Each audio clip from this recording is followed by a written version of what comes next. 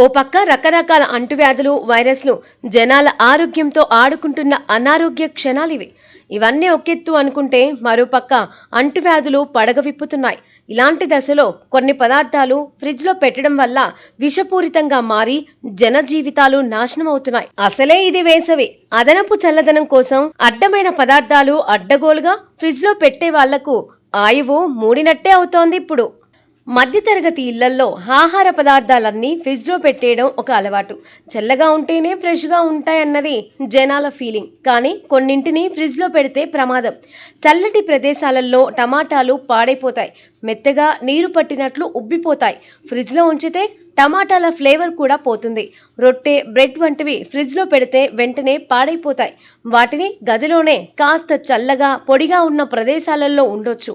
చాక్లెట్స్ని చాలా మంది కూల్ చేసుకొని తింటారు. నిజానికి వాటిని కూల్ చేసి తింటే టేస్ట్ ఉండవు. కలర్, టెక్స్చర్ కూడా మారిపోతుంది.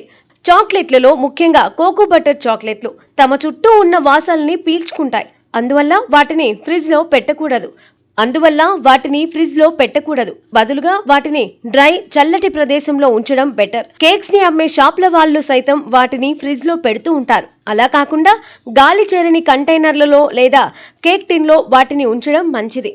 కేక్ చల్లగా లేకపోతే మంచి టేస్ట్ ఉంటుంది.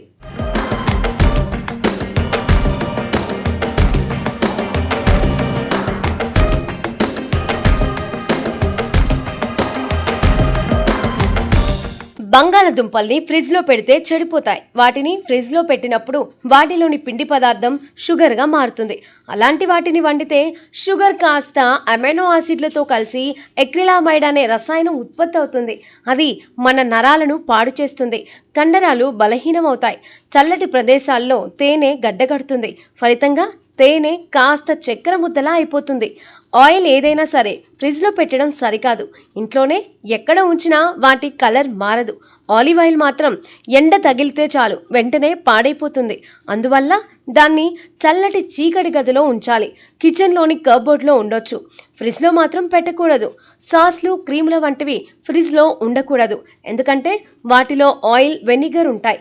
సలాడ్ డ్రెస్సింగ్ ను కబోర్డ్ లో ఉంచడం మేలు. కాబట్టి ఈ వేసవి వేళ ఇవన్నీ గుర్తు పెట్టుకొని ఫ్రిడ్జ్ వాడుకుంటేనే ఆరోగ్యం, ఆనందం. ఇవన్నీ గమనించకుండా ఎలా పడితే అలా వాడితే మాత్రం ఈ వేసవి వేళ ఫ్రిడ్జ్ లో దాగిన దారుణ ప్రమాదం కాటేయక మానదు.